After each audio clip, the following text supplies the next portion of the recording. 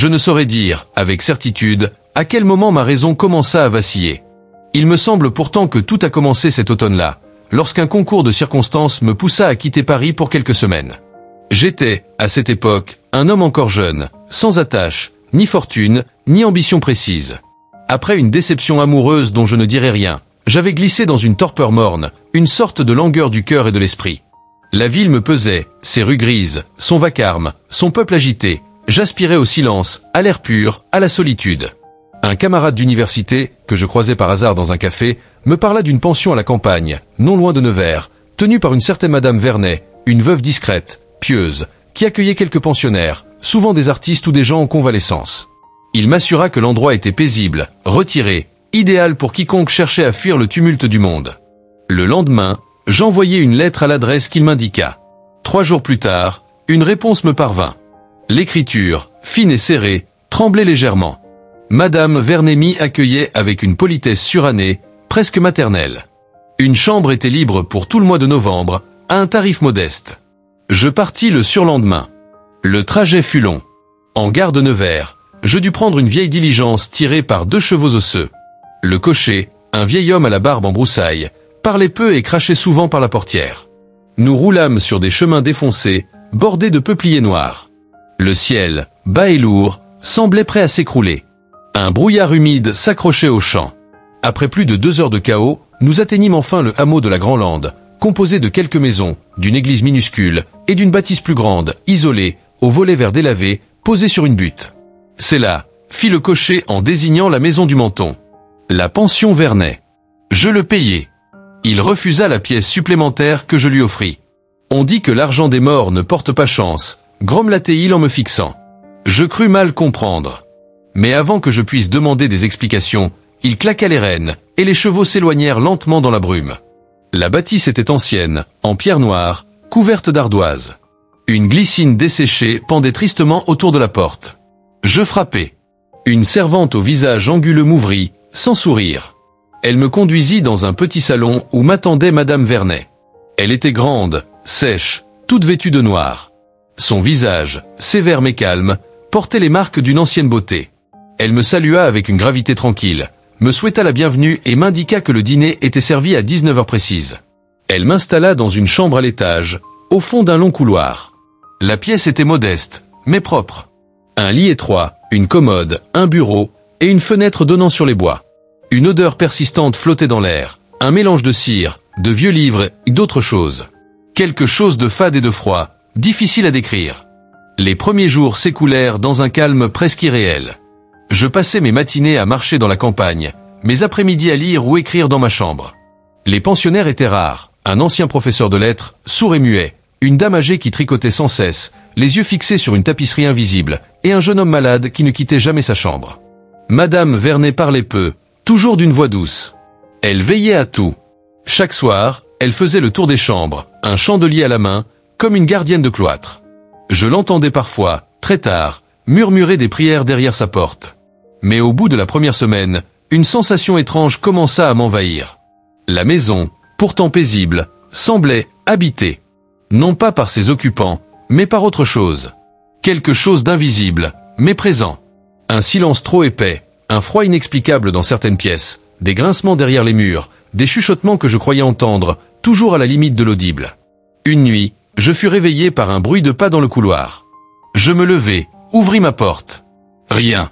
J'avançai, pieds nus sur le parquet glacé. Le silence.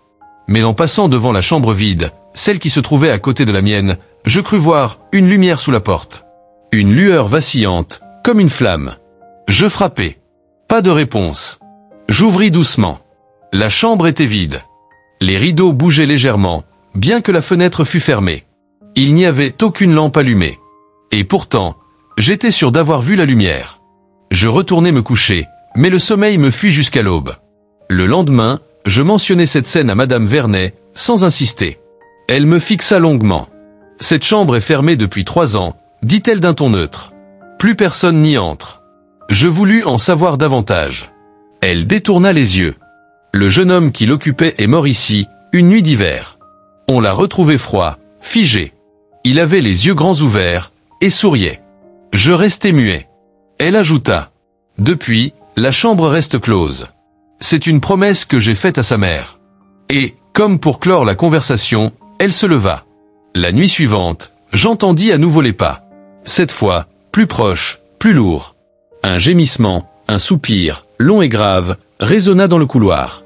Je me levai brusquement. J'ouvris la porte. Le couloir était vide. Mais quand je me retournai vers ma chambre, la porte de l'ancienne chambre était entrebâillée. J'étais certain de l'avoir vue fermée. Je m'en approchai, lentement. La pénombre m'enveloppait, et l'air semblait plus froid à mesure que j'avançais. Je posai la main sur la poignée. Un souffle glacé me frôla la nuque. Je me retournai violemment. Personne. Et alors, derrière moi, dans l'entrebâillement, quelque chose bougea. Pas un être, pas un visage. Non. Une ombre. Ou plutôt, une absence de lumière. Comme si un coin de la pièce absorbait toute clarté, toute vie. Je reculai. Je refermai la porte d'un geste brusque. Et je courus jusqu'à ma chambre, le cœur battant, les mains tremblantes. Je n'en parlais à personne. Le lendemain, le professeur de lettres me fixa longuement pendant le petit déjeuner, ses yeux pâles plongés dans les miens. Il ne disait rien, bien sûr. Mais il semblait savoir. La vieille dame au tricot s'arrêta soudain de bouger ses aiguilles. Elle murmura, sans me regarder. Il ne faut pas leur parler. Surtout pas la nuit. Puis elle se remit à son ouvrage, comme si de rien n'était. Je décidai de partir. Le jour même. Mais lorsque j'annonçai mon départ à Madame Vernet, elle eut un léger sourire. Triste. Comme si elle s'y attendait. Vous pouvez partir, bien sûr, dit-elle. Mais, il faut d'abord dormir une dernière nuit ici. La maison ne vous laisse pas partir sans adieu. Je crus à une plaisanterie. Mais elle ne riait pas. J'aurais dû m'en aller sans attendre. J'aurais dû fuir. Mais je restai. Une nuit de plus. Une seule. Cette nuit-là, la maison semblait attendre. Dès que je regagnai ma chambre, je sentis une tension diffuse, une attente silencieuse, comme si les murs eux-mêmes retenaient leur souffle. Je m'assis sur le lit, les yeux rivés à la porte close, sans oser allumer la lampe. J'avais pourtant passé l'âge de croire aux fantômes, mais une angoisse sourde me paralysait. Il était un peu plus de minuit lorsque je perçus un léger cliquetis. La poignée de ma porte venait de tourner. Je me figeai. Le battant s'ouvrit lentement, sans un bruit. Il n'y avait personne. Le couloir était plongé dans l'ombre. Pourtant, je sentais une présence. Je me levai, appelant. Je sortis. Le parquet craqua sous mes pieds, mais d'autres craquements, plus légers, se faisaient entendre devant moi, comme si un autre pas me précédait. La pension, figée dans le noir, respirait une inquiétante immobilité. J'avançai. La chambre interdite était entr'ouverte. Comme la nuit précédente. Mais cette fois, quelque chose m'attirait irrésistiblement.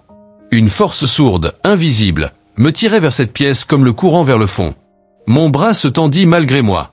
Ma main poussa la porte. L'air y était glacial.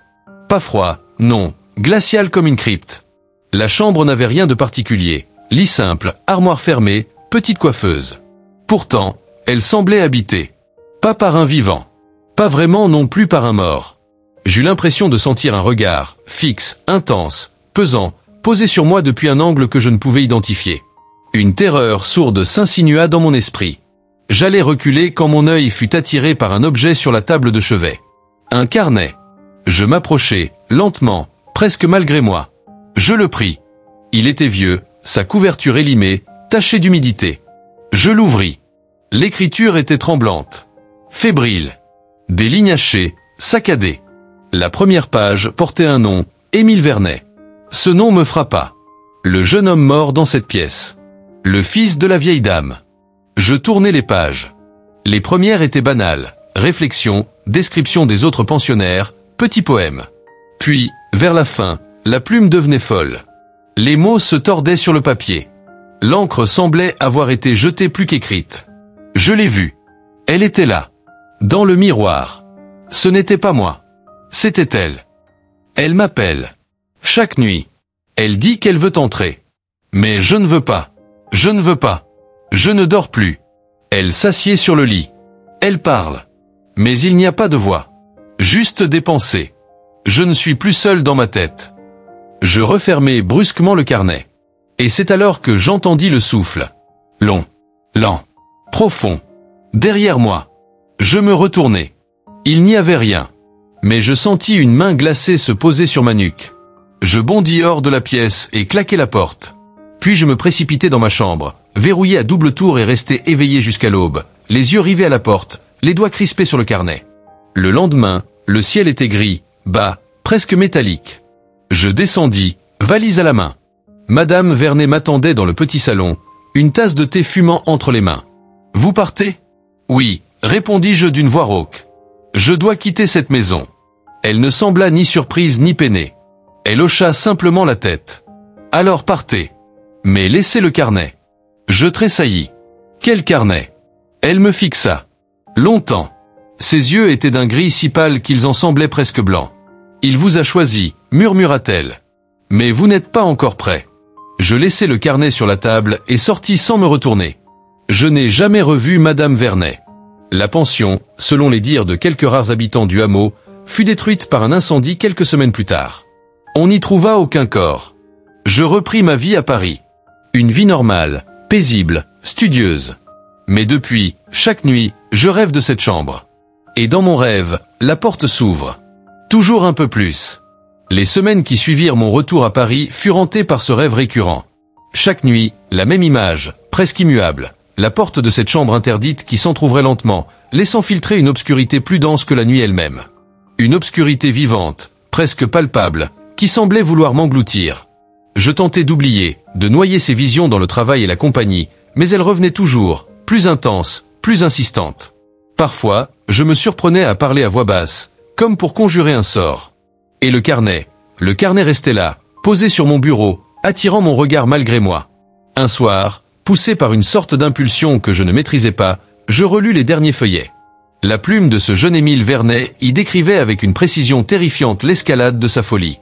Les voix qu'il entendait, les formes qu'il voyait dans les ombres, la sensation d'être épié, traqué, envahi. Je me sentis pris au piège.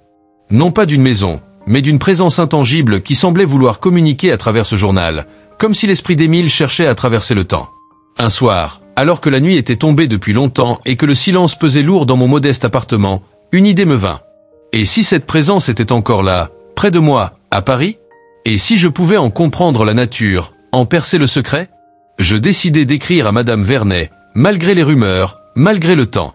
Une lettre simple, sans espoir, mais qui pourrait peut-être m'apporter des réponses. Les jours passèrent sans réponse. Puis, une enveloppe jaunie, cachetée à la cire noire, parvint à mon adresse. J'ouvris avec précaution. À l'intérieur, un court message manuscrit. Il est trop tard pour fuir. Il est venu pour toi. Prépare-toi. MV. Je frissonnai. Qui pouvait bien être ce il? Et comment Madame Vernet, ou ce qu'il en restait, pouvait-elle me prévenir? Cette nuit-là, dans le silence de mon appartement, j'entendis un bruissement. Une respiration sourde, lente, juste à côté de mon oreille. Je me retournai, mais rien. Mon cœur battait à tout rompre. Puis, un chuchotement, presque imperceptible. Émile. Le prénom me glaça. Était-ce son esprit en quête d'aide? Ou celui de la femme dont il parlait dans son journal? Je décidai que je ne pouvais plus rester passif. Mes recherches m'amenèrent à me plonger dans les archives de Nevers. La bibliothèque municipale, poussiéreuse, semblait presque s'effacer sous les regards distraits des rares visiteurs. Je trouvai des coupures de journaux, des actes de décès, des rapports de police. Le nom d'Émile Vernet apparaissait plusieurs fois. Sa mort avait été mystérieuse. Certains parlaient de suicide, d'autres d'une maladie inconnue. Mais il y avait une chose troublante. La pension Vernet avait toujours été liée à des histoires de disparition, de phénomènes étranges. Des témoignages d'anciens pensionnaires parlaient de voix, d'apparitions, de cauchemars collectifs. Un prêtre avait même été appelé pour bénir la maison à plusieurs reprises, sans succès. Je sentais que je m'enfonçais dans un monde qui dépassait ma compréhension. Pourtant, un étrange besoin me poussait à poursuivre. Un soir, un vieil homme, que je rencontrai par hasard dans un café, me dit « Vous cherchez la vérité sur Vernet? Faites attention.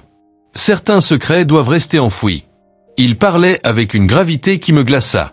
Je lui demandai ce qu'il savait. La maison n'a jamais brûlé par hasard.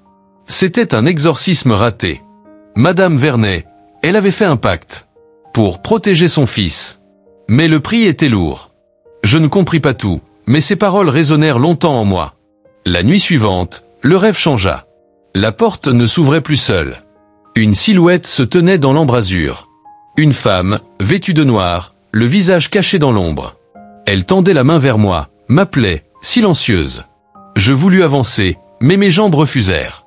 Et alors, dans un souffle, elle murmura. « Viens !» Je me réveillai en sursaut, le corps tremblant, les draps en désordre. La frontière entre le rêve et la réalité s'effaçait. Je sentais que cette histoire ne faisait que commencer. À partir de cette nuit-là, je compris que je ne pouvais plus échapper à cette chose.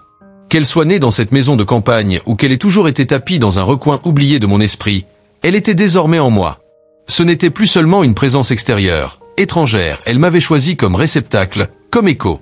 Et chaque nuit, je devenais davantage l'hôte d'un passé que je ne comprenais pas. Je me sentais comme un homme pris au piège d'un rêve qui se prolongeait au-delà du sommeil. Je marchais, je mangeais, je conversais, mais tout était voilé, lointain, irréel. Comme si je n'étais plus qu'un reflet d'homme, et que quelque chose d'autre prenait doucement la place de mon être. C'est vers cette époque que commencèrent les phénomènes les plus troublants. Tout d'abord, il y eut les miroirs. Chez moi, dans mon modeste appartement du quartier latin, je remarquai un jour que le miroir de ma chambre semblait décalé. Son reflet n'était pas parfaitement fidèle. Un détail subtil, imperceptible, mais profondément dérangeant. Lorsque je me regardais, mon visage me paraissait légèrement déformé. Pas comme une glace brisée, non. Plutôt comme si l'image avait été dessinée par quelqu'un qui m'aurait observé sans vraiment me connaître. Un matin, alors que je me rasais, je crus voir quelqu'un d'autre dans le miroir. Une silhouette floue, debout derrière moi, qui disparut quand je me retournai. Je crus devenir fou. Je décidai de retirer tous les miroirs de mon appartement. Je les recouvris d'un drap ou les rangeai dans un coin sombre. Mais cela n'arrêta rien, car l'ombre me suivait ailleurs. Dans la rue, je sentais parfois une présence derrière moi, bien qu'il n'y eût personne. Au théâtre, je vis un soir une femme vêtue de noir assise 2 rangs devant moi. Quand je voulus regarder son visage, elle tourna lentement la tête, et il n'y avait rien. Rien qu'un ovale lisse, sans traits, sans yeux. Un masque de peau. Je hurlai, puis m'évanouis. On me retrouva allongé entre 2 sièges, trempé de sueur, les yeux révulsés. Le médecin appelé sur place parla d'une crise de nerfs. Mais je savais que ce n'était pas ça. Un soir, je reçus un colis. Il n'avait ni expéditeur, ni timbre, ni adresse lisible. Seulement mon nom, inscrit à l'encre noire. À l'intérieur, enveloppé dans un tissu jauni, se trouvait le carnet d'Émile Vernet. Celui-là même que j'avais laissé dans la pension. Je frissonnai. Quelqu'un me le renvoyait. Ou quelque chose. Je l'ouvris. Les premières pages étaient identiques, familières. Mais à la fin, de nouvelles lignes étaient apparues. Des lignes que je n'avais jamais lues. Écrites dans une encre plus récente, tremblante, mais reconnaissable. Et cette phrase, qui m'arracha un cri. « Je suis en toi, maintenant. Nous sommes 2. Et tu ne sais plus lequel tu es. » Je claquai le carnet et le jetai dans la cheminée. Je regardais les flammes le dévorer, espérant qu'il hurlerait, qu'il saignerait, qu'il disparaîtrait à jamais. Mais cette nuit-là, je fis un rêve plus terrible encore. J'étais à nouveau dans la pension, mais elle était vide. Déserte. Les meubles recouverts de draps, les couloirs noyés dans le silence. Je montai l'escalier. J'étais attiré. La chambre interdite m'attendait. Sa porte était grande ouverte. Et à l'intérieur, un cercueil. Je m'approchai. Lentement. J'y vis mon propre visage. Mes yeux étaient clos. Mais je souriais. Je me réveillai en sursaut. Mon cœur battait comme un tambour de guerre. J'allai jusqu'à la salle de bain, ouvris le robinet, me passai de l'eau sur le visage. Puis je levai les yeux vers le miroir, que j'avais pourtant retiré. Et je me vis. Mais ce n'était pas moi. Je commençais à perdre pied. Je consultai un médecin, puis un second. Tous parlèrent d'épuisement, de troubles nerveux, de surmenage. L'un d'eux me prescrivit des calmants. Je ne les pris pas, car je savais que ce que je vivais n'était pas de l'ordre du délire. Ce n'était pas une maladie. C'était une transmission. Un jour, dans une librairie obscure du Marais, je tombai par hasard sur un ouvrage ancien, phénomène d'héritage spectral chez les sensitifs du XIXe siècle. Un ouvrage oublié, au tirage limité. À l'intérieur, je lus un passage sur les empreintes mentales laissées par les morts dans certains lieux chargés d'émotions. Parfois, ces empreintes se fixaient sur un être vivant, souvent sensible, réceptif.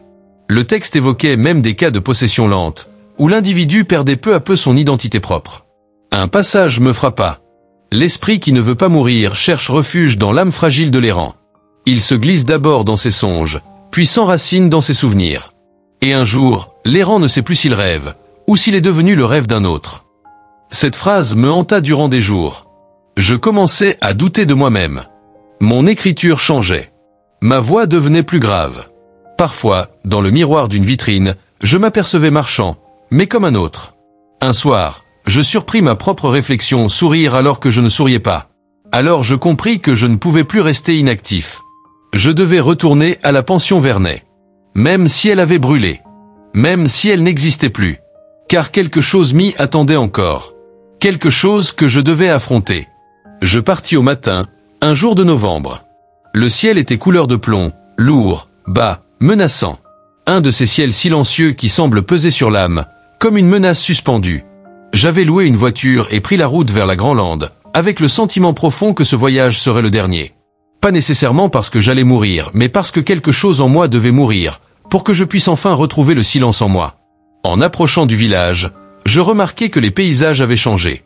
Les haies semblaient plus sèches, les arbres dénudés plus déformés, comme si une main invisible avait tiré sur chaque branche pour la tordre. Les champs étaient déserts. Aucune âme ne semblait vivre ici. Lorsque j'atteignis le hameau, je constatai ce que j'avais craint. La pension n'était plus. À sa place, un tas de pierres calcinées, noircies, recouvertes de ronces et de mousse. Le sol même semblait y respirer une humidité malsaine. L'air avait cette odeur de cendres mouillées et de terre retournée. Mais malgré la ruine, la maison était encore là. Invisiblement là. Je le sentais dans ma poitrine, dans mes tempes, dans mon souffle court. L'esprit du lieu subsistait.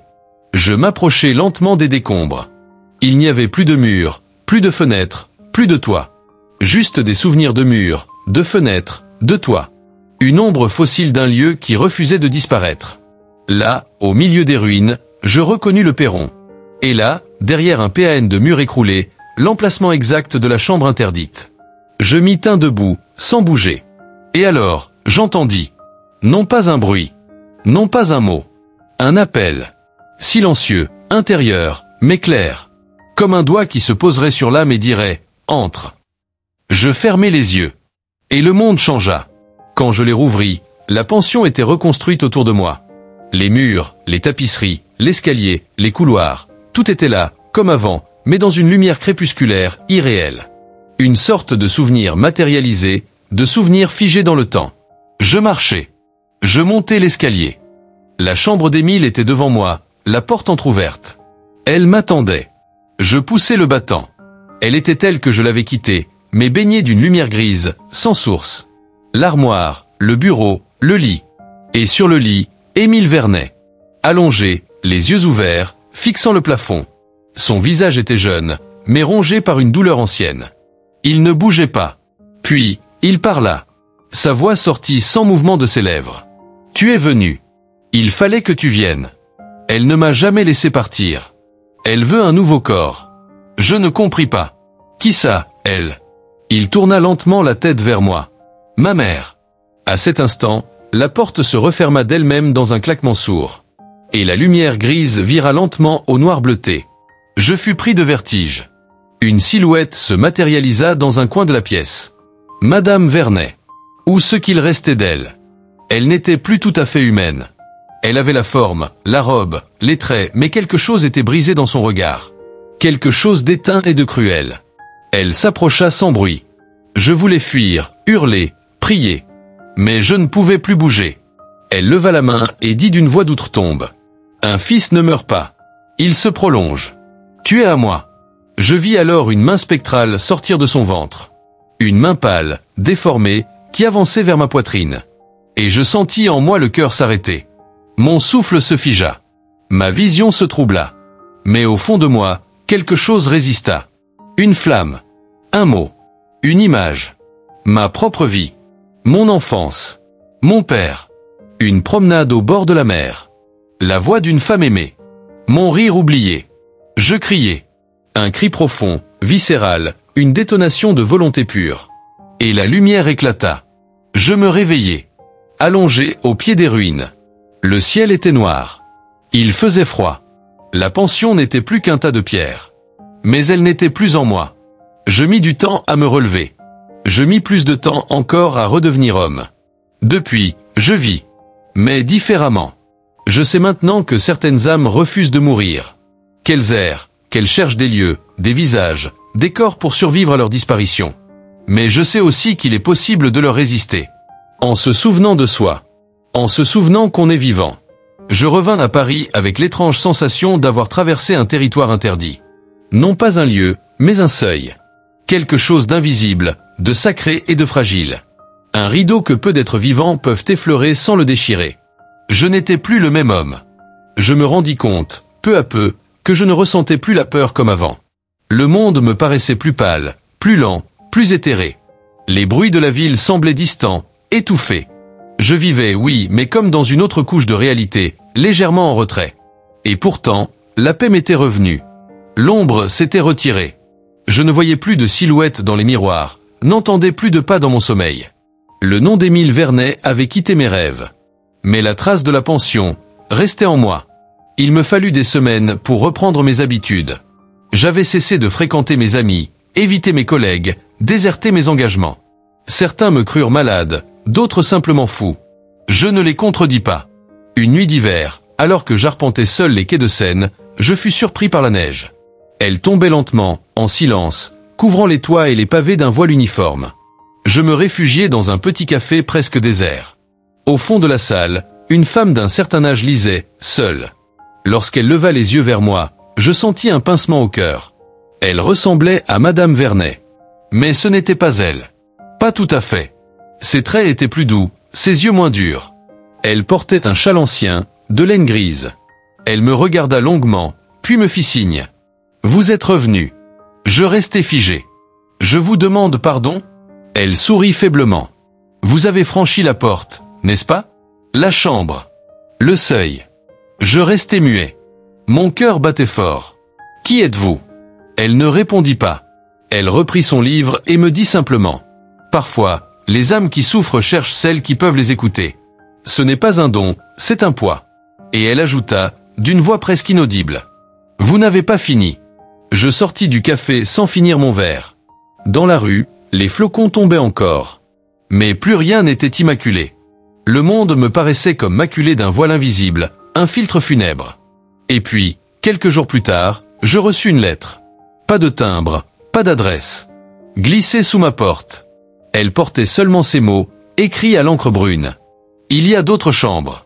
Il y a d'autres portes. Cette nuit-là, je rêvais à nouveau. Mais je n'étais plus dans la pension Vernet. J'étais dans un ancien orphelinat. Les murs étaient couverts de moisissures, les lits de fer rouillés. Une rangée d'enfants en uniforme me fixait, silencieuse. Au fond du dortoir, une porte battait lentement. Et je compris ce que la lettre voulait dire. Je m'éveillai en sueur. Mon souffle court.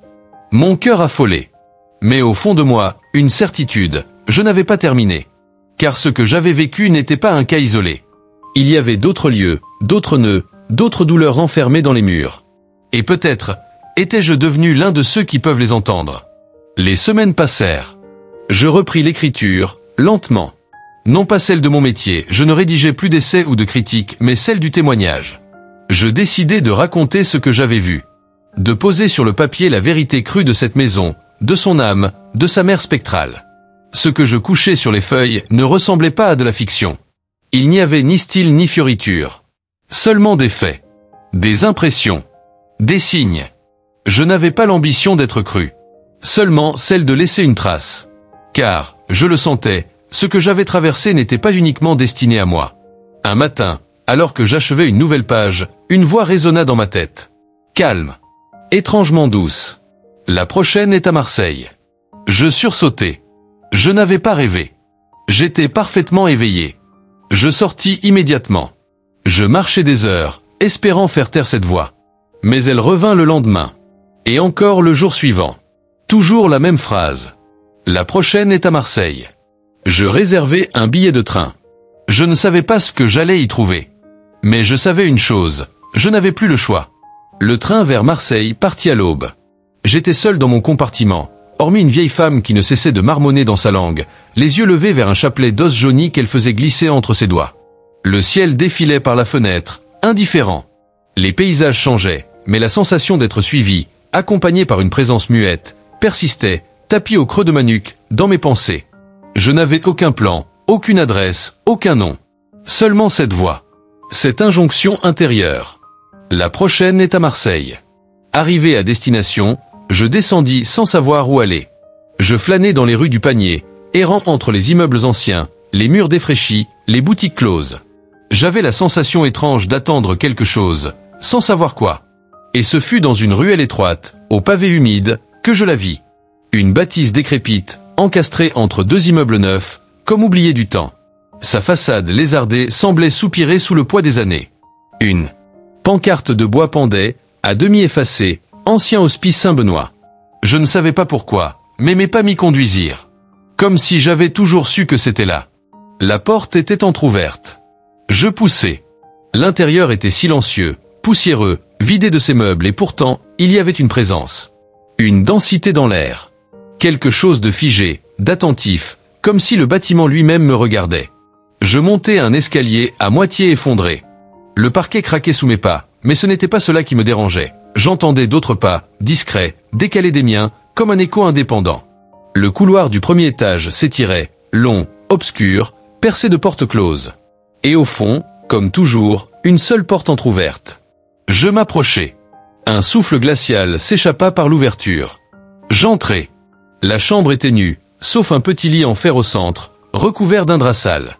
Sur le mur, des dessins d'enfants griffonnés au fusain, de visages difformes, d'yeux noirs, de silhouettes accroupies. Et dans un coin, un petit corps. Une fillette. Blonde, assise. Les genoux contre la poitrine. Elle semblait ne pas m'avoir entendu. « Bonjour », dis-je doucement. Elle leva lentement les yeux vers moi. Ses pupilles étaient d'un noir d'encre. Elle ne parlait pas. Mais je sentis, dans ma tête, sa voix froide. « Tu entends aussi, toi ?» Je restai pétrifié. Ils sont là, dans les murs. Ils chuchotent tout le temps. J'étais seul avant. Maintenant, je ne le suis plus. Je reculai d'un pas. Elle se leva. Et, d'un ton monocorde, dit tout haut. « Ils veulent jouer avec toi maintenant. » Un fracas se fit entendre derrière moi. Je me retournai. Les dessins sur les murs bougeaient. Les yeux se mettaient à cligner.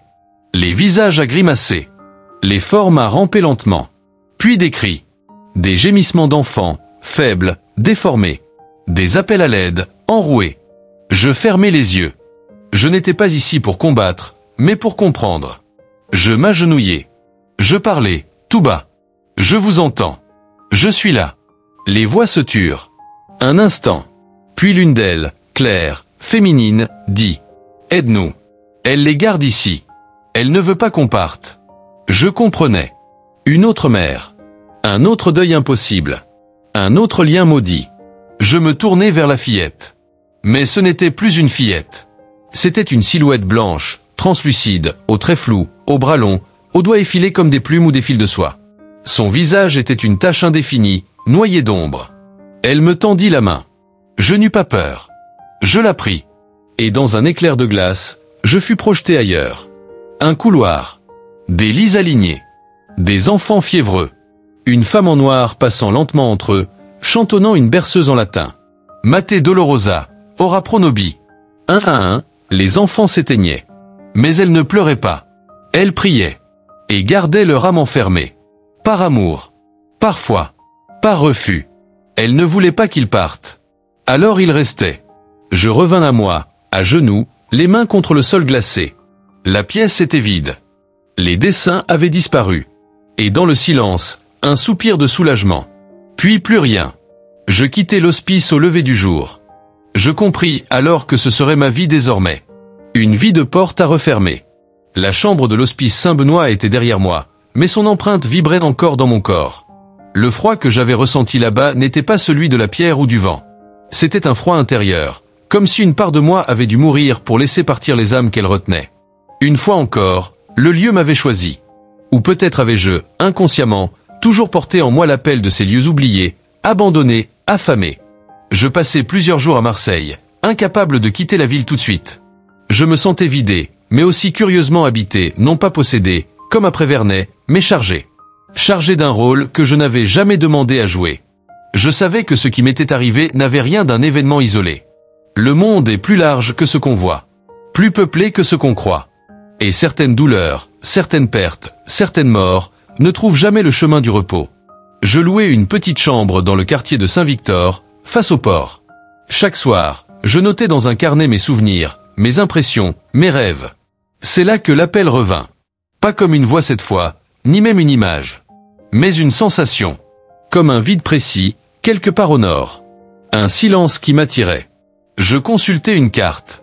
Mon doigt se posa, sans réfléchir, sur Dijon. Je n'avais aucun lien avec cette ville. Et pourtant, je sus immédiatement. C'était là. Je pris un train. Le paysage défila sous un ciel pâle. La France en hiver, blanche, nue, comme offerte à la mémoire. Je ne dormis pas, ne lus pas. Mon regard restait figé sur l'extérieur, tandis qu'à l'intérieur, je glissais lentement hors de moi-même. J'arrivai à Dijon par un matin de brume. La ville était enveloppée d'un voile cotonneux, irréel. Les passants marchaient vite, emmitouflés. Mais moi, j'avais le sentiment de n'être plus tout à fait de chair. J'étais un spectre parmi les vivants, guidé par les morts. Je n'eus pas besoin de chercher. Mes pas me menèrent, comme s'ils savaient déjà, à une grande bâtisse de pierre sombre. Un ancien internat de jeunes filles, fermé depuis des décennies, entouré de grilles rouillées et d'un jardin envahi par les ronces. Le portail était ouvert. Je franchis le seuil. À l'intérieur, tout était figé dans un silence épais. La poussière couvrait les meubles abandonnés. Les plafonds menaçaient de s'effondrer. Le couloir principal, immense, s'étendait dans une obscurité grise. Des portraits d'élèves, accrochés au mur, me fixaient. Leurs yeux semblaient pleins d'attente. Puis un rire. Lointain. Cristallin. Froid. Le rire d'une fillette. Je me tournai vers la droite. Une porte entr'ouverte. Une lumière tremblante. Je m'approchai. La pièce ressemblait à une salle de classe. Des pupitres renversés. Un vieux tableau noir. Et là, au fond de la salle, une jeune fille debout, les bras le long du corps, les yeux fermés. Je crus d'abord à une illusion. Mais quand elle ouvrit les yeux, j'y vis un abîme. Un gouffre sans fond. Elle parla d'une voix monocorde. On nous a oubliés. On nous a enfermés. Elle nous a promis qu'on sortirait, mais elle a menti. Je m'approchai. Lentement. Quitte à enfermer. La directrice. Madame Corbin. Elle disait que dehors, il y avait la peste. Que le monde était fini. Alors elle a fermé les portes. Je frémis. Et ensuite, on est morte. Une à une. Et elle est restée. Avec nous. Pour toujours. Je compris. Encore une fois, une mère de substitution. Une autorité féminine dévorée par la peur, incapable de lâcher prise, ayant retenu par l'âme celle qu'elle avait voulu protéger. Où est-elle, maintenant? La fillette tourna lentement la tête vers le plafond. Elle dort. En haut. Mais elle veille encore. Elle empêche la lumière d'entrer. Je montai les escaliers. Un à un. Le silence devenait presque solide. Arrivé au dernier palier, je sentis une lourdeur terrible s'abattre sur mes épaules. La porte du dortoir était close. Mais derrière, je sentais une présence endormie. Une présence qui pesait sur tout le bâtiment comme une chape de béton. Je posai la main sur le bois. Et je parlais, tout bas. Madame Corbin. Il faut les laisser partir. Silence. Puis, une respiration rauque. Elles sont à moi. Je les ai gardées. J'ai veillé. Je suis resté quand les autres sont partis. Je les ai aimées. Oui. Et c'est pour cela qu'il faut les laisser aller. Non. Je suis tout ce qu'elles ont. Le dehors, les tuerait à nouveau. Le dehors est vide. Elles sont déjà parties. Vous êtes seule, Madame Corbin. Un gémissement. Un sanglot. Puis, un craquement. La porte s'ouvrit doucement, lentement. La pièce était vide. Mais dans un coin, un vieux fauteuil, usé. Et dessus, posé avec soin, une petite robe noire, une paire de lunettes et un médaillon ouvert. À l'intérieur, des cheveux d'enfant. Et un mot, griffonné à l'encre sèche. Je suis désolé. Quand je redescendis, les portraits des murs semblaient différents. Les yeux des enfants ne regardaient plus dans le vide. Ils regardaient dehors. Vers la lumière. Je quittai Dijon au lever du jour. Le ciel s'éclairait lentement, un bleu pâle où flottait encore l'ombre du froid.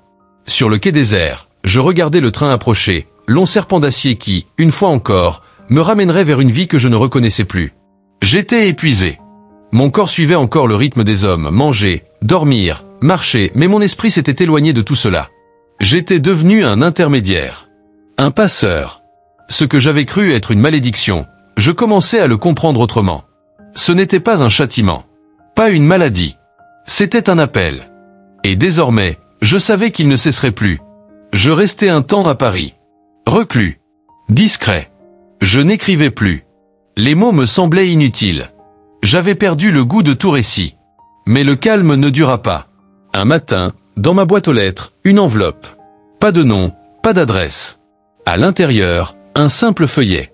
Il est l'heure de rentrer à la source. Une seule phrase, tapée à la machine. En lettres irrégulières. Et sur le bas de la feuille, un dessin au crayon. La façade de la pension Vernet. Je crus d'abord à une plaisanterie. Une coïncidence. Mais non. Quelqu'un ou quelque chose me rappelait là-bas.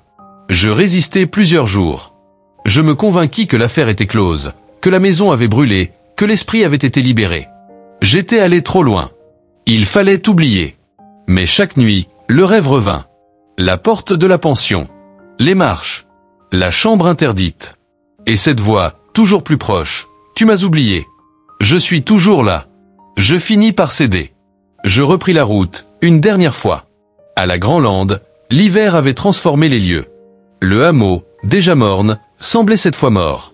Les volets clos, les rues boueuses, la cloche de l'église muette. Une brume lourde enveloppait tout. L'air sentait le bois mouillé et le feu éteint. Je marchais vers les ruines. Mais à ma stupéfaction, la pension était debout. Pas en pierre. Non. En souvenir. Comme à Marseille. Comme à Dijon. Une image persistante, un reflet du passé, visible seulement pour moi. Je franchis le seuil. Sans hésiter. Tout était à sa place. Le salon. L'escalier. Le parquet. La rampe de bois lisse. Les murs au papier délavé. Et, au fond du couloir, la chambre d'Émile. J'ouvris. La pièce était vide. Pas un meuble. Pas un drap. Pas un souffle. Mais une silhouette m'attendait, dos tourné. Féminine. Raide. Immobile. Je la reconnus sans la voir. Madame Vernet. Elle se retourna. Son visage était le même qu'au premier jour, mais figé, sans émotion, comme une statue de cire. Elle me parla sans ouvrir la bouche. Tu es revenu. Tu n'aurais pas dû. Je t'avais relâché. Mais tu veux comprendre. Je hochai la tête. Elle s'approcha. Tu veux savoir pourquoi les morts m'ont suivi? Pourquoi ils me cherchent encore? Je murmurai. Oui. Je veux savoir. Elle tendit la main. Et d'un geste, me projeta dans son souvenir. Je vis une jeune femme, belle, vive, les cheveux en tresse. Une mère. Son fils Émile courant dans un champ. Des rires. Une maison pleine de lumière. Des livres. Des chansons. Puis, une maladie. Un délire. Des cris dans la nuit. Des mots incompréhensibles, hurlés dans le noir. Émile pleurait. Elle priait. Les médecins échouaient. Et puis, il mourut. Mais elle ne l'accepta pas. Elle resta. Elle conserva sa chambre intacte. Elle parlait à son oreiller. Elle déposait de la soupe à sa porte. Elle attendait. Et dans cette attente, quelque chose vint. Je vis l'instant exact. Une nuit, elle ouvrit le miroir. Et dans le reflet, ce n'était plus elle. Mais une autre, une ombre féminine, plus ancienne, plus affamée, qui lui souffla.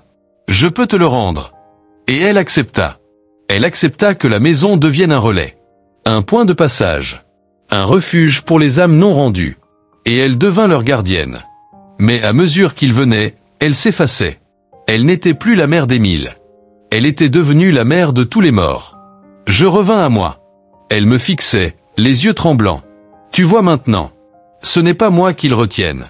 C'est moi qui les retiens. Car si je les relâche, ils sombreront. Tu le sais, n'est-ce pas? Je ne répondis pas. Mais je compris. Elle ne voulait pas les posséder. Elle voulait qu'ils ne soient pas seuls. Alors, je m'approchai d'elle. Je lui pris la main. Et je dis, vous pouvez partir. Ils ne seront plus seuls. Je suis là, maintenant. Elle se mit à pleurer. Et dans un souffle, elle disparut. La pension s'effondra dans un tourbillon de vent et de lumière. Et je me retrouvai seul. Debout. Dans la plaine. Mais pas vraiment seul. Car derrière moi, partout autour, des voix chuchotaient. Depuis cette dernière visite à la pension, le monde autour de moi n'a plus jamais été le même. Je vois les lieux comme d'autres voient les visages. Je ressens leur mémoire, leur fatigue, leurs blessures. Les pierres me parlent, les parquets soupirent, les murs pleurent. Ce n'est pas une métaphore. C'est une vérité nue. Je suis devenu un réceptacle, un témoin, un passeur de seuil. Et je ne sais plus très bien où commence ma volonté, et où finit l'appel de ceux qui ne trouvent pas le repos. Je suis rentré à Paris, brièvement. Mais je savais que je ne resterais pas. Mon appartement me semblait étranger. Mon lit était trop plat. Le silence y était vide, et non apaisant. Une semaine à peine s'était écoulée que je reçus un message. Pas une lettre, cette fois. Pas une vision. Un coup de téléphone, en pleine nuit. Je répondis. Aucune voix. Aucun mot. Mais, un son. Des pleurs. Clairs. Étouffés. D'enfants. Et, tout au fond, une mélodie. Une berceuse. Je ne dormis pas cette nuit-là. Le lendemain, je pris mes affaires. Une valise à peine remplie. Mon carnet. Mon manteau. Et je partis. Direction, les Ardennes. Je ne savais pas encore pourquoi. Mais j'avais entendu cette berceuse autrefois, dans un rêve d'enfance, et elle venait de là. Le train me déposa à Charleville. Un petit bourg, à la lisière de la forêt. Le vent y soufflait plus fort qu'ailleurs, et l'hiver semblait s'y être installé pour de bon. Les visages étaient fermés, les pas rapides, les regards fuyants. Je demandai autour de moi. Par 3 fois, on m'évita. Puis une femme, à la sortie d'une boulangerie, osa murmurer. « Vous parlez sûrement du vieux presbytère, là-haut. » Mais on n'y monte plus. C'est muré depuis 20 ans. Je hochai la tête. Je savais que j'y monterais. Le presbytère se trouvait à l'orée de la forêt, caché derrière une colline boisée. Il n'était pas entièrement ruiné. Mais il n'était pas vide. Je le sus dès que je franchis l'entrée du jardin. La terre y était noire, retournée. Le vent y murmurait dans une langue oubliée. Et les fenêtres, bien qu'aveugles, semblaient m'observer. La porte était entr'ouverte. Je la poussai. L'intérieur était plongé dans la pénombre. De vieilles icônes couvertes de suie, un crucifix renversé au mur, et au sol, des jouets. Un ours en peluche, un cerceau, une poupée sans yeux. Et un cercueil d'enfant. Pas réel. Pas tangible. Mais je le voyais. Comme en surimpression. Une image flottante. Une mémoire imprimée dans les fibres du lieu. J'entendis alors les pas. Des pas d'enfants, courant dans les escaliers. Un souffle. Un rire. Puis un cri. Bref. Tranché. Et le silence. Je suivis les pas. Montai les marches. Ouvris une porte. Et là, dans une petite chambre mansardée, je la vis. La fillette. Assise sur un tabouret. Elle me fixait. Pas de peur. Pas de tristesse. Juste un regard incommensurable. Et elle dit. Il ne m'a jamais pleuré. Il m'a enfermé. Pour toujours. Je ne compris pas tout de suite. Qui ça? Le prêtre. Mon père. Il disait que j'étais le fruit d'un péché. Il m'a tenu ici. Et quand je suis morte, il a fermé la porte. Et prié pour m'oublier. Je restai sans voix. Un frisson glacial monta dans mon dos. Et alors, je vis l'homme. Dans le couloir. En soutane. Grand. Immobile. Le visage effacé, flou. Il tenait un chapelet. Il murmurait. « Libère-moi, Seigneur. Libère-moi de l'image. De la honte. De la mémoire. » Et la fillette cria. « Non. Tu ne m'as jamais aimé. Tu ne m'as jamais regardé. » Les murs se mirent à trembler. Des voix résonnèrent. Des psaumes. Des gémissements. Des sanglots. Le sol se fissura. Et dans l'air, une odeur de cire brûlée et de fer. Je tendis les bras. Assez. Elle ne t'appartient pas. Elle est une âme, pas une faute. Le prêtre tourna la tête vers moi. Puis, lentement, il s'effaça. Comme une ombre qu'on souffle. Et la fillette pleura. Je m'agenouillai près d'elle. Je posai la main sur son épaule. Elle se pencha, posa la tête contre ma poitrine, et dit « Tu es le seul qui m'a vu. » Et puis, elle disparut. Je restai là, longtemps. Le silence revenu. Le sol paisible. La maison, vide. Mais apaisée. Je descendis au matin. Dehors, la neige s'était mise à tomber. Fine. Légère. Presque douce. Je quittai le presbytère sans me retourner. Mais je sus que, là-haut, une chambre était enfin vide. Je descendis des hauteurs ardennaises comme on descend d'un songe. Le vent me cinglait, mais il n'avait plus rien d'hostile. Il semblait me remercier, me pousser doucement hors du lieu, comme si ma tâche là-haut était terminée. Et peut-être l'était-elle vraiment. Car, pour la première fois depuis des mois, je ressentis un semblant de paix. Fugace, fragile, mais réelle. Ce n'était pas la paix du monde. Ni celle du silence. Mais celle qu'on ressent lorsqu'on referme une porte que l'on n'aurait jamais dû ouvrir, et qu'on la refermait proprement, sans fracas, sans fuite. Mais je savais aussi que cette paix ne durerait pas.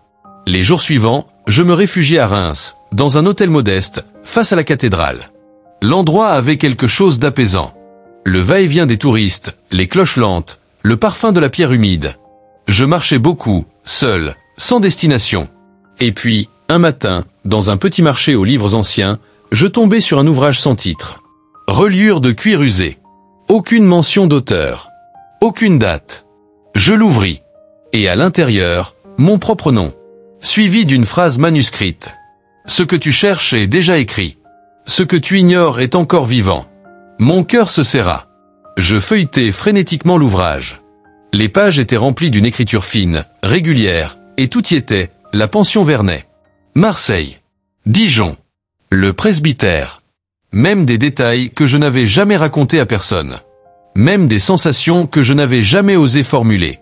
À la fin du livre, une phrase, isolée.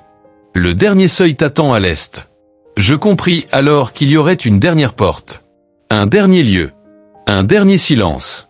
Je quittai Reims le soir même. Et sans l'avoir décidé, je montai dans un train pour Colmar. Pourquoi cette ville? Je l'ignore encore aujourd'hui. Peut-être était-elle évoquée dans une page que je n'avais pas lue. Peut-être l'appel était-il en moi depuis toujours. J'arrivai à Colmar au petit matin. Le soleil était blafard, le froid sec. Les rues pavées, les maisons à colombages, tout semblait charmant, tranquille. Et pourtant, le malaise était immédiat. Car ici, le silence n'était pas naturel. Il n'était pas paisible, il était tendu.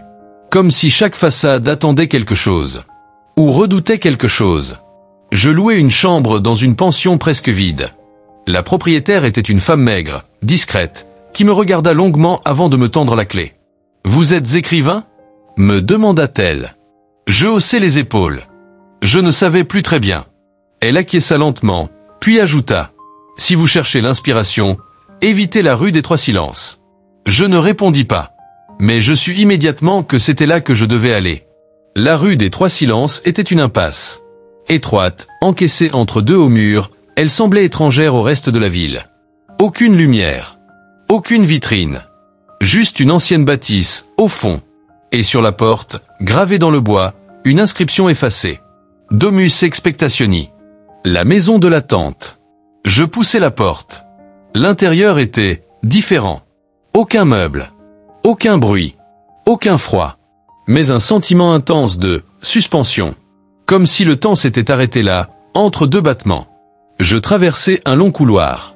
Les murs étaient nus, mais couverts d'empreintes de mains, petites, grandes, pressées contre le plâtre, figées. Puis j'arrivai dans une pièce circulaire, sans fenêtre. Et là, ils étaient tous là. Les visages que j'avais vus. Les enfants oubliés. Les mères en deuil. Les directeurs repentants. Les ombres fidèles. Tous. Autour de moi. Muets. Attendant. Et au centre de la pièce, un miroir. Rectangulaire. Ancien. Craquelé. Mais il ne reflétait pas la pièce. Il reflétait moi. Mais pas le moi d'aujourd'hui. Un enfant. Moi, enfant. Seul. Assis. Tremblant. Regardant quelque chose que je ne voulais pas voir. Je tombai à genoux. Je me rappelais tout. Un grenier. Un cercueil. Un hurlement. Un secret de famille jamais dit. Un silence imposé. Un deuil qu'on m'avait interdit de vivre. Et c'était là, l'origine. Non pas la pension Vernet. Mais moi. L'origine de mon lien avec les morts, c'était ma propre douleur oubliée. Mon propre fantôme. Je posai la main sur le miroir. Et je dis, à voix basse. Tu peux partir maintenant. L'enfant me regarda. Il me sourit. Et il disparut. Autour de moi, les silhouettes s'effacèrent lentement. Une à une. Sans bruit. Comme si, en libérant mon propre fantôme, j'avais libéré tous les autres. Je quittai la maison au lever du jour. La rue des Trois Silences était vide. Mais le silence, cette fois, était vrai. Quand je quittai la rue des Trois Silences, J'avais la sensation étrange d'avoir été lavé, vidangé, mais aussi vidé d'une part essentielle de mon être. Comme si, en abandonnant ce que je portais depuis l'enfance, cette ombre muette, ce chagrin sourd, ce refus de comprendre ce que j'avais vu, je m'étais dépouillé de ce qui me liait à ces âmes égarées. Et pourtant, ce n'était pas une libération joyeuse. Plutôt une sorte de désert calme. Car désormais, je savais que ce n'était pas fini. Et ne le serait peut-être jamais. Je revins à Paris. Ce fut comme entrer dans un monde qui ne m'appartenait plus. Les rues me semblaient artificielles. Les voix des passants, les klaxons, les vitrines, tout paraissait factice, comme dans un théâtre que l'on aurait déserté. Je repris l'écriture. Pas par choix. Par nécessité. Je mis tout sur papier. Mais rien n'y ressemblait à un roman. C'était un journal. Un mémorial. Une trace pour ceux qui viendraient après moi. Car je ne pouvais plus me taire. Et je sentais, au fond de moi, que quelqu'un écoutait. Un matin, une lettre arriva. Elle portait un cachet que je ne reconnus pas. L'enveloppe sentait la cendre et la pluie. À l'intérieur, une seule feuille. Et ces mots. Tu n'as plus besoin de chercher. Maintenant, ce sont eux qui viendront à toi. Je crus à une énigme, une menace. Mais très vite, je compris. Car la nuit même, dans mes rêves, ils commencèrent à apparaître. Des visages que je n'avais jamais vus. Des lieux que je ne connaissais pas. Des voix étrangères, lointaines. Mais toutes liées par un même fil, la douleur, le refus de l'oubli, le deuil impossible. Et chaque matin, à mon réveil, je savais. Ils venaient à moi. Je n'avais plus besoin de voyager. Le monde des morts s'était ouvert. En moi. Je commençais à recevoir des visites. De parfaits inconnus. Un jeune homme en larmes, venu sans raison, poussant ma porte avec des mots tremblants. Je ne sais pas pourquoi je suis là, mais je crois que vous pouvez m'aider. Une vieille dame qui me tendit une photo sans parler. Et dans la photo, je vis le reflet d'un visage, déjà mort, qui m'attendait. Un enfant muet, tenant un jouet cassé, qu'on me laissa sur le palier. Et à chaque fois, je comprenais. Ce n'était pas moi qu'il venait voir. Mais ce que j'étais devenu. Une balise. Une passerelle.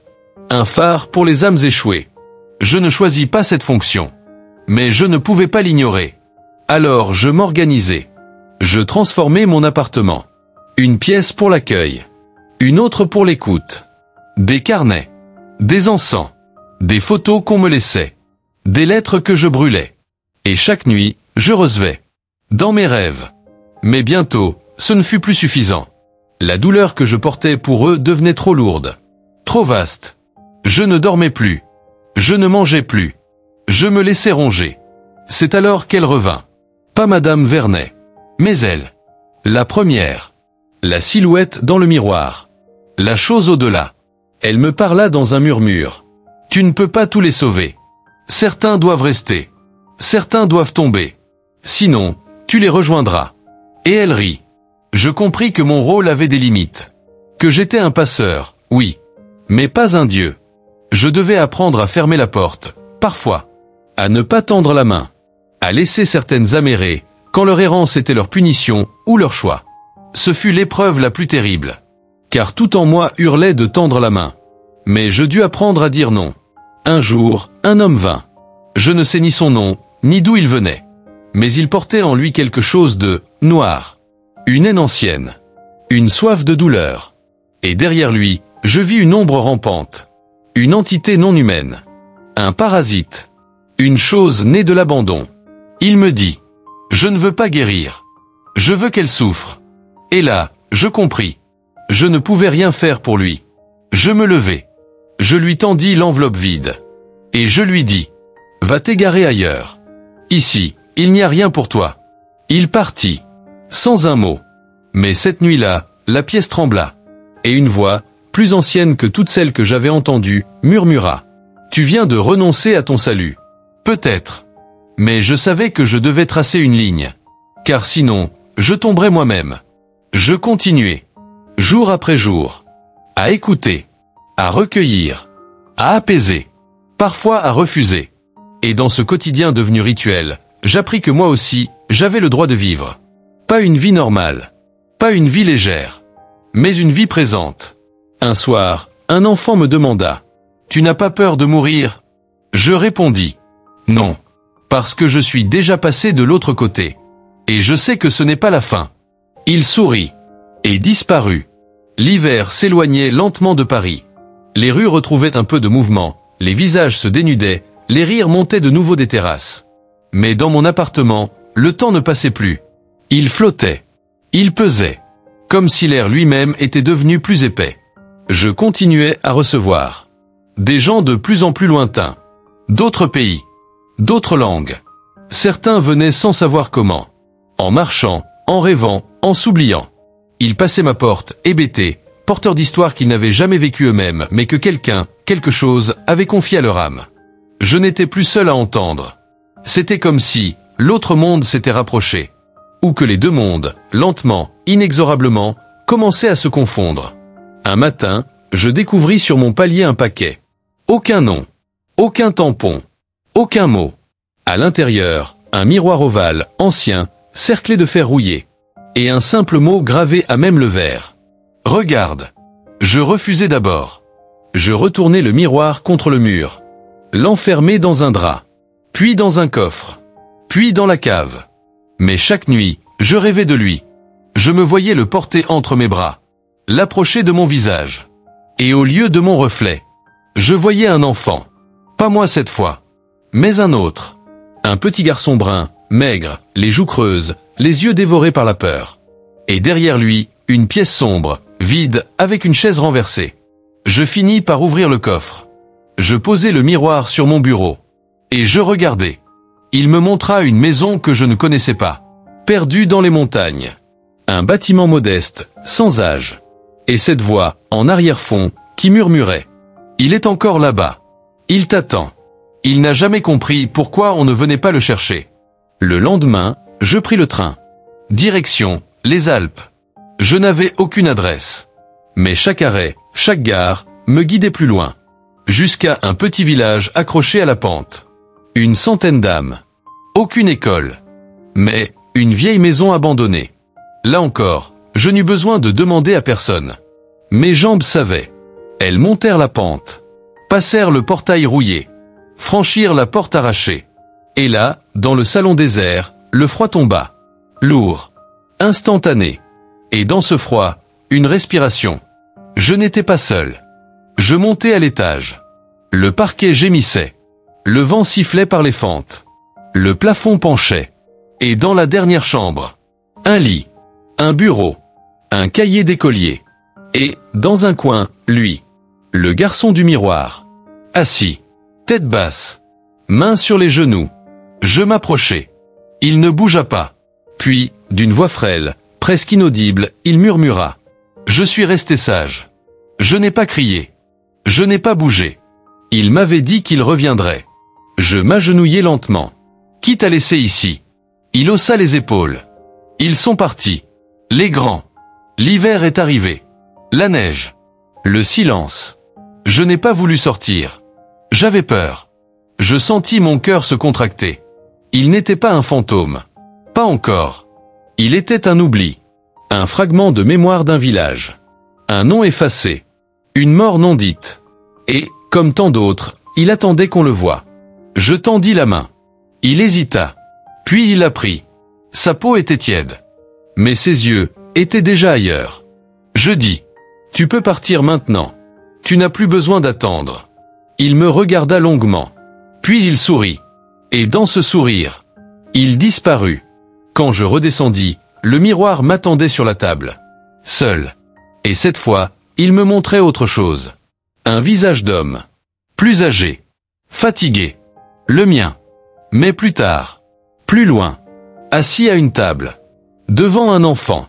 Lui racontant une histoire. Et j'ai compris alors. Ce n'était pas une malédiction. C'était une transmission. Un rôle. Un fil. Un devoir. J'étais le relais. Le veilleur. Celui qui, entre deux mondes, ne ferme jamais les yeux. Le temps s'étira, indifférent, tandis que je m'efforçais de trouver un équilibre fragile entre le monde des vivants et celui des absents. La frontière s'était faite poreuse, parfois invisible, parfois brûlante, parfois d'une douceur à peine perceptible, comme une caresse au creux de l'âme. Je me surprenais à rêver de ce garçon des Alpes, à imaginer sa vie, ses peurs, ses rêves jamais vécus.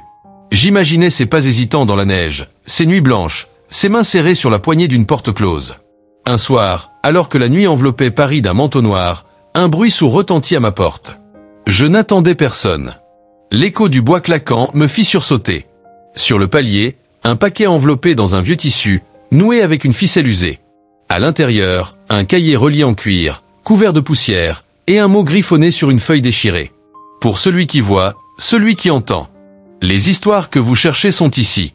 Ne les laissez pas tomber dans l'oubli. Je feuilletai doucement les pages.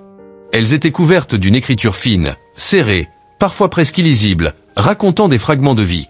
Des histoires d'enfants perdus, de femmes oubliées, de secrets enfouis sous des pierres centenaires. Le cahier parlait d'une ville que je connaissais bien, mais que je n'avais jamais vue sous cet angle, Rouen. Une ville de rues tortueuses, d'ombres longues, de secrets enfouis. Une ville où une maison, une pension, un visage attendaient encore. Je décidai de partir pour Rouen. Non pas en quête de réponses, mais en quête de questions. Dès mon arrivée, je sentis une atmosphère différente. Plus lourde. Plus ancienne. Les pavés semblaient receler des échos lointains, des murmures oubliés. Je me dirigeai vers une rue que le cahier mentionnait souvent, une rue étroite bordée de maisons à colombages, presque timide sous la lumière grise. Au numéro 17, une vieille bâtisse aux fenêtres murées. Je posai la main sur la porte. Elle était froide, humide, mais surtout, elle était vivante. Une sensation inexplicable me traversa, la maison soufflait, respirait. Elle attendait. Je trouvai une fenêtre entr'ouverte, m'y glissai et me retrouvai dans un couloir étroit, éclairé par une chandelle vacillante. Des portraits ornaient les murs. Des femmes, des enfants. Tous avec ce même regard, l'attente. Une porte s'ouvrit doucement. Une silhouette se dessina. Une femme. Jeune. Aux cheveux sombres. Aux yeux profonds. Elle me fixa sans dire un mot. Puis, d'une voix douce mais ferme. « Tu es venu. Ils m'ont parlé de toi. » Je restai muet. Elle reprit. « Je suis Jeanne. La dernière de cette maison. Celle qui a vu, celle qui a gardé. Celle qui attendait que quelqu'un vienne comprendre. » Elle fit un geste vers l'escalier. « Viens. Il faut que tu vois. » Je la suivis. Nous montâmes des marches qui grinçaient sous nos pas, jusqu'à une chambre à l'étage. Là, un lit d'enfant, un berceau vide, un jouet cassé. Je sentis un poids dans l'air. Jeanne parla. « Ici, une petite fille est morte. Pas de maladie. Pas de malheur. Juste la solitude. L'oubli. » Elle posa une main sur un mur. Elle est là, prisonnière de ce lieu, parce que personne ne l'a aimée. Parce que personne ne l'a cherchée. Je compris. Encore une fois, l'histoire se répétait. Un enfant oublié. Une âme capturée. Je m'approchai. Je peux l'aider à partir. Elle hocha la tête. Et ensemble, nous prononçâmes des paroles anciennes, des mots oubliés, un chant pour libérer. La pièce sembla vibrer. Un souffle chaud parcourut les murs. Et la petite fille apparut, souriante, éblouissante. Elle prit la main de Jeanne, puis la mienne. Et disparut. Je quittai la maison avec Jeanne. Le silence qui suivit était différent. Léger. Libre. Je compris alors que mon voyage ne finirait jamais. Mais que chaque rencontre, chaque histoire libérée, était une victoire. Une lumière dans l'obscurité. Le printemps s'installait doucement sur la ville de Rouen. Les premiers bourgeons apparaissaient, timides, sur les branches encore nues, tandis que la lumière reprenait peu à peu ses droits sur les ombres hivernales. Je marchais dans les rues, le cahier de Jeanne serré contre moi, conscient que j'avais franchi un seuil, non plus simple visiteur, mais gardien d'histoires suspendues, dépositaire de voix oubliées. Je pensais à tous ces visages croisés, ces âmes que j'avais aidées, ces blessures que j'avais à peine effleurées. Je sentais en moi une sorte de poids, mais aussi une force, une responsabilité. Un soir, alors que la ville s'apprêtait à plonger dans le sommeil, je reçus un appel inattendu. Une voix, à peine un murmure, m'invita à la rejoindre dans un café du vieux quartier. Une voix que je n'avais jamais entendue, mais qui pourtant me semblait familière. Je trouvai le lieu facilement. Une petite salle enfumée, aux murs tapissés de livres anciens, aux odeurs de café et de papier jauni. Une femme était là, assise dans un coin, presque cachée par l'ombre. Elle leva les yeux vers moi. Ses traits étaient doux, mais son regard profond, chargé d'une intensité troublante. Elle se présenta sous le nom d'Élise. Elle m'expliqua qu'elle aussi avait vécu des expériences similaires aux miennes, que son chemin avait croisé celui des invisibles, des âmes suspendues. Mais elle me mit en garde. Ce n'est pas un don, ce que nous portons. C'est un fardeau. Une malédiction. Je l'écoutai, absorbés. Chaque histoire libérée nous vide un peu plus. Chaque âme délivrée nous rapproche de la frontière où l'on cesse d'être. Elle me parla d'un ancien rituel, oublié, capable de tempérer ce poids. Un rituel à effectuer lors de la prochaine pleine lune, dans un lieu chargé d'histoire et de mystère. Intrigué, je demandai où. Elle sourit. À Carcassonne. Là où les murs sont épais, et les secrets encore plus. Le voyage à Carcassonne fut rapide, mais chargé d'émotions. La cité médiévale, fièrement dressée sur sa colline, semblait à la fois un rempart contre le temps et un piège pour les âmes errantes. Le soir venu, Élise et moi nous retrouvâmes près des remparts. Elle me guida vers une petite chapelle oubliée, aux pierres couvertes de mousse. Là, nous entamâmes le rituel.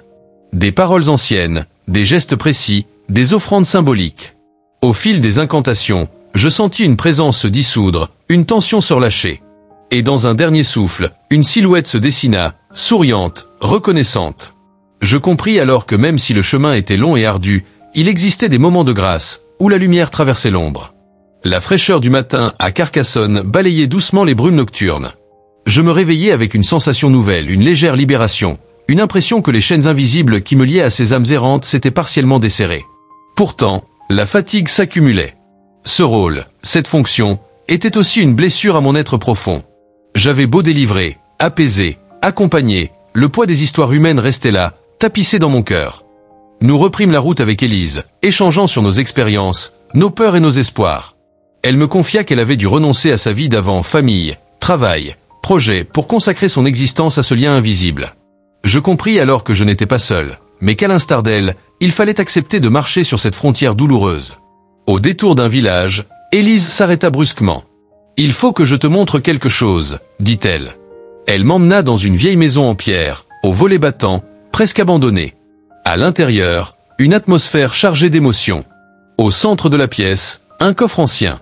Élise le souleva lentement. À l'intérieur, des lettres jaunies, des photographies, des objets personnels. Une histoire enfouie. Une famille déchirée par la guerre, la perte et le silence. Nous lisîmes ces lettres, pleines de regrets et d'amour jamais exprimés. Je sentis la présence des esprits liés à ces mots, attendant d'être libérés, d'être enfin entendus. Nous entamâmes alors un nouveau rituel, mêlant prière et gestes sacrés. La maison sembla vibrer, s'animer. Les ombres s'effacèrent peu à peu. Quand nous sortîmes, le ciel s'était éclairci. Un calme apaisant régnait. Ce fut une étape importante. Une preuve que même les histoires les plus lourdes pouvaient trouver leur paix. Mais le chemin était encore long. En repartant, je me retournai une dernière fois vers la maison. Je sentis un murmure, une gratitude silencieuse. Et je sus que cette quête, malgré sa douleur, était aussi une forme d'amour. Les jours succédaient aux nuits, semblables et pourtant différents.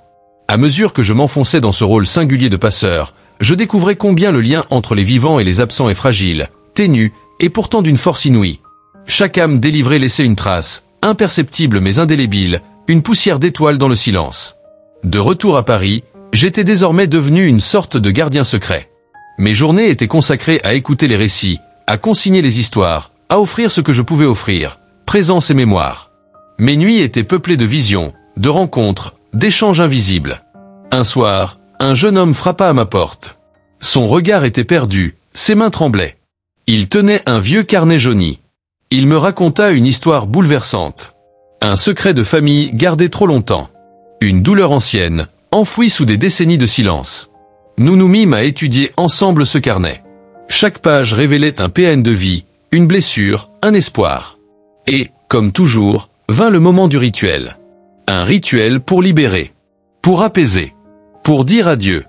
Au cours de cette nuit, je compris que cette quête ne pouvait se faire seule. Qu'il fallait des âmes réunies, des cœurs ouverts, des mains tendues. C'est ainsi que je décidai de créer un cercle d'écoute, un lieu où les voix pouvaient s'exprimer, où les douleurs pouvaient être partagées. Je rassemblai des personnes, chacune avec son histoire, sa sensibilité. Ensemble, nous commencions à entrevoir un chemin vers la guérison collective. Le cercle que j'avais initié prit forme doucement, presque timidement. Une poignée d'âmes sensibles, venues de tous horizons, chacune portant en elle une histoire, un poids, un murmure à faire entendre. Dans cette chambre aux murs tapissés de livres et d'ombres, les voix se libéraient. Elles ne se contentaient plus de murmurer dans mes rêves. Elles devenaient palpables, humaines, essentielles. Chaque réunion était un rituel. Un voyage partagé. Une traversée de la mémoire. Nous nous mettions à écouter, simplement, avec attention. Sans jugement. Sans peur. Parfois, les histoires étaient douces. Parfois, elles étaient cruelles. Mais toujours, elles étaient vraies. Je découvrais alors la force du collectif. Une femme apporta une photographie. Un homme raconta un secret qu'il n'avait jamais osé dire. Un enfant dessina les contours d'une douleur trop grande pour être nommée. Nous ne guérissions pas tous. Mais nous avancions. Et dans cette avancée, je retrouvais une part de moi. Une part d'humanité. Pourtant, l'ombre était toujours là. Toujours présente. Comme un voile ténu, posé sur nos épaules. Un soir, la silhouette connue apparut. Celle que j'avais fuie, celle que je redoutais. Elle parlait d'une voix basse, insistante. Tu ne pourras jamais échapper à ce rôle. Il est en toi. Dans ton sang. Je répondis. Je n'ai pas choisi. Mais j'apprends. Elle sourit, un sourire triste. Puis disparut. Le cercle grandissait. Et avec lui, ma détermination. Car j'avais compris une chose essentielle. Nous ne sommes jamais vraiment seuls. L'hiver s'était installé à nouveau sur Paris. Les rues étaient baignées d'une lumière blafarde et les passants pressés semblaient porter un poids invisible. Pourtant, dans mon appartement, l'atmosphère avait changé. Le cercle avait pris racine, une sorte de famille improbable, un refuge où les âmes blessées trouvaient enfin une oreille attentive. Chaque soir, j'accueillais les visiteurs. Leurs histoires se mêlaient, se chevauchaient. Des récits de pertes, de regrets, d'amour perdu ou impossible. Mais aussi des histoires de résilience, de courage, d'espoir. Ce soir-là, une femme entra, enveloppée dans un manteau sombre.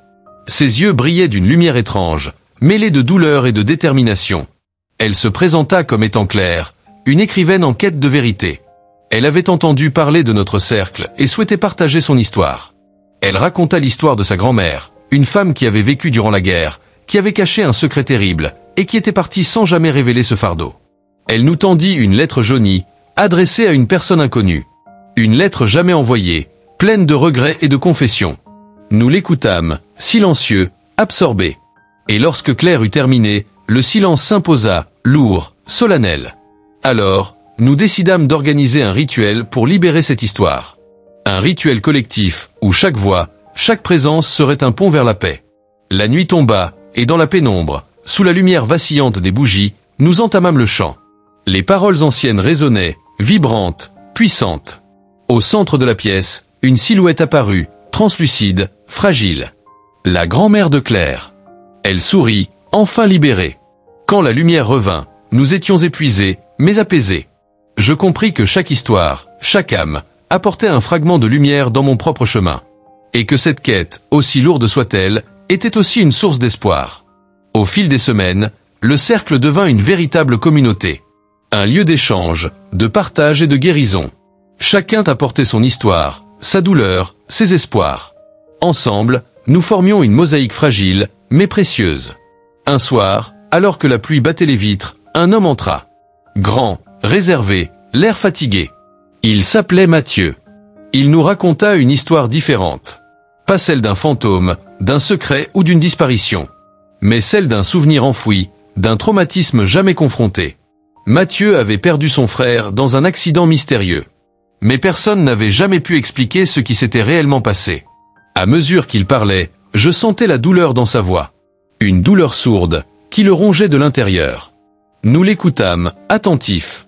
Puis, ensemble, nous décidâmes de l'accompagner dans cette quête de vérité. Les jours suivants, je l'aidai à enquêter. Nous visitâmes des lieux oubliés, interrogeâmes des témoins, fouillâmes dans les archives. Peu à peu, la vérité émergea. Une vérité dure, mais libératrice. Lors d'une nouvelle réunion, Mathieu put enfin déposer son fardeau. Et cette nuit-là, il dormit pour la première fois depuis des années. Je compris alors que mon rôle allait bien au-delà des histoires de fantômes. J'étais devenu un passeur de vie, un gardien de mémoire. Et même si le chemin était semé d'ombre, il était aussi éclairé par la lumière des âmes libérées. Le cercle, qui avait commencé comme un simple refuge, devenait peu à peu une force. Une lumière fragile mais tenace, qui illuminait les coins sombres de nombreuses vies. Un soir, une nouvelle visiteuse arriva. Une femme d'un âge mûr, les yeux pleins d'une mélancolie ancienne. Elle se présenta sous le nom de Marguerite. Elle raconta une histoire qui me toucha particulièrement. celle de sa sœur jumelle, disparue mystérieusement dans leur enfance, un mystère qui avait hanté toute sa vie. Marguerite avait vécu dans l'ombre de cette absence. Son histoire se mêlait à la mienne, aux douleurs que j'avais rencontrées dans la pension Vernet, et dans les vies que j'avais croisées.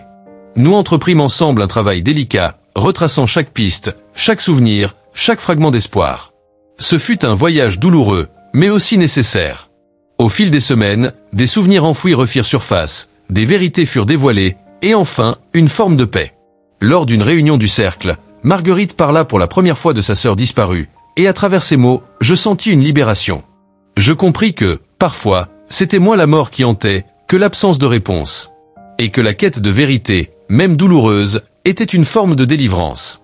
Le vent d'automne balayait les feuilles mortes des avenues parisiennes, tandis que je poursuivais mon rôle singulier de passeur entre les mondes. Chaque histoire, chaque visiteur, devenait un fil dans la tapisserie complexe que je tissais jour après jour. Un matin, je reçus une lettre anonyme, sans timbre ni adresse, déposée simplement sous ma porte. À l'intérieur, un parchemin jauni portant un seul mot, « Écoute ». Intrigué, je feuilletai les pages qui suivaient. C'étaient des extraits de journaux intimes, des fragments de conversations, des noms oubliés. Un récit qui s'étalait sur plusieurs générations, révélant des secrets enfouis sous le poids du temps. Je sentis que cette lettre m'appelait vers un nouveau voyage. Un voyage vers des lieux où le passé et le présent se mêlaient étroitement. Je préparai mes affaires et pris le train pour la Bretagne, région où les légendes et les mystères semblaient s'entrelacer avec la réalité. Arrivé dans un village côtier, je fus accueilli par l'humidité salée et le cri des goélands. Les habitants parlaient peu, mais les regards étaient lourds de non-dits. Je visitai une ancienne demeure, qui semblait figée dans le temps. Les murs suintaient des secrets que je devais déchiffrer. Au fil des jours, j'entendis parler d'une malédiction ancienne, d'un pacte oublié, et d'une absence tragique qui avait marqué plusieurs familles. Une nuit, dans un rêve, une femme apparut. Elle portait une robe blanche, ses yeux brillaient d'une lumière froide. Elle me murmura. « La vérité est là où tu ne veux pas la voir. » Le lendemain, je découvris un passage secret sous la maison, menant à une crypte oubliée. Là, les murs étaient gravés de symboles mystérieux et de noms gravés à la hâte. Je compris que cette quête me mènerait au cœur des ténèbres, mais aussi à la lumière. L'obscurité de la crypte m'enveloppa dès que je descendis les escaliers branlants. L'air était épais, chargé d'une humidité ancienne et du poids des secrets non révélés. La lumière de ma lampe torche dansait sur les murs de pierre, mettant en relief des inscriptions presque effacées, des noms et des symboles que je ne pouvais déchiffrer d'emblée. Je sentais le souffle du passé sur ma nuque, ce poids ancestral qui semblait murmurer au creux de mon âme. Alors que je progressais prudemment, je découvris un coffret en bois sculpté, partiellement dissimulé sous un tamas de poussière et de toiles d'araignée. Mes doigts tremblants l'ouvrirent avec précaution, révélant des lettres liées par un ruban fané, ainsi qu'un petit carnet couvert de cuir craquelé. Les lettres racontaient une histoire déchirante, celle d'un amour interdit, d'un pacte secret scellé dans la peur et le silence. Une histoire qui liait plusieurs familles du village, et qui expliquait cette malédiction dont tout le monde avait peur de parler. Le carnet, quant à lui, semblait être le journal intime d'une femme nommée Adélaïde. Ses écrits révélaient sa lutte désespérée pour protéger ceux qu'elle aimait, mais aussi son combat contre des forces obscures qui la dépassaient. Je passai plusieurs heures plongé dans cette lecture, sentant le poids de ces mots s'insinuer en moi, comme une épreuve à surmonter. Quand je relevai la tête, la crypte semblait avoir changé. Une lumière faible, presque divine, filtrait à travers une fissure dans la pierre, illuminant un symbole gravé que je n'avais pas remarqué auparavant, un cercle entourant une étoile à 6 branches. Je compris que cette quête ne concernait pas seulement le passé, mais aussi une possible rédemption. Cette nuit-là, alors que je dormais dans la maison, je fus réveillé par un murmure. Une silhouette apparut, translucide, mais pleine d'une force calme. Adélaïde elle-même. Elle me regarda avec douceur et tristesse. « Tu portes notre histoire, maintenant. Ne la laisse pas tomber dans l'oubli. » Je répondis, le cœur serré. « Je ferai tout pour qu'elle vive. » Les jours suivants furent une plongée toujours plus profonde dans les secrets de la maison bretonne. Chaque objet, chaque mur semblait porteur d'une histoire à raconter, et je me laissais guider par une force invisible, comme si Adélaïde elle-même éclairait mon chemin. J'explorais les environs, discutant avec les anciens du village, recueillant des fragments d'histoire mêlés de peur et de respect. Une légende parlait d'un pacte fait avec une entité mystérieuse, une ombre née de la nuit et du silence, qui exigeait un tribut en échange de la paix. Je compris que ce pacte, oublié par les vivants, continuait d'exister dans les ombres, liant les âmes à la douleur et au souvenir. Une nuit, alors que je travaillais sur les notes d'Adélaïde, un vent glacé traversa la pièce. Une silhouette apparut. Ce n'était plus une apparition triste ou douce. C'était une présence menaçante, puissante. Elle parla, d'une voix grave et profonde. Tu t'aventures trop loin. Ce secret doit rester enfoui. Mais je répondis, sans peur. La vérité doit être révélée. Pour que les âmes puissent enfin trouver la paix. Un combat invisible commença, une lutte silencieuse entre lumière et ténèbres. Je sus que mon rôle ne serait jamais simple, jamais léger. Mais qu'il était nécessaire. Le silence retomba dans la maison, lourd et pesant, après la confrontation avec cette présence sombre. Pourtant, en moi brûlait une flamme nouvelle, une détermination renforcée par l'épreuve. Je ne pouvais pas reculer. Le secret devait être dévoilé, quoi qu'il en coûte. Je repris mes recherches, fouillant dans les archives du village, rencontrant des historiens locaux, assemblant patiemment les fragments épars de cette histoire millénaire. Chaque découverte apportait son lot de révélations, mais aussi d'ombres. Je rencontrai alors un homme âgé, dernier gardien des traditions orales du village. Il m'expliqua que la clé pour briser la malédiction ne résidait pas dans le passé, mais dans un acte présent, un sacrifice de la peur pour embrasser la vérité. Une nuit, j'organisai un nouveau rituel dans la crypte. Cette fois, entouré de membres du cercle, venus me rejoindre dans cette quête. Les voix s'élevèrent, un chant ancien traversant le silence. Dans cette union fragile, je sentis les chaînes se briser, une lumière s'infiltrer dans les ténèbres. La malédiction, aussi ancienne soit-elle, commençait à se dissoudre. Je compris alors que cette histoire, bien plus qu'un simple récit, était un symbole. Le combat entre le silence et la parole, entre l'oubli et la mémoire. Et que mon rôle serait toujours celui d'un veilleur, d'un passeur. La lumière matinale filtrait à travers les vieux volets de la maison bretonne, dessinant des motifs mouvants sur les murs chargés d'histoire. Après le rituel, un calme nouveau semblait s'être installé, fragile mais réel. Je sentais en moi un apaisement, un peu comme si une lourde cape avait été retirée de mes épaules. Pourtant, l'écho des voix anciennes restait présent, doux et persistant, comme un murmure bienveillant. Le cercle, désormais plus soudé que jamais, continuait de se réunir régulièrement.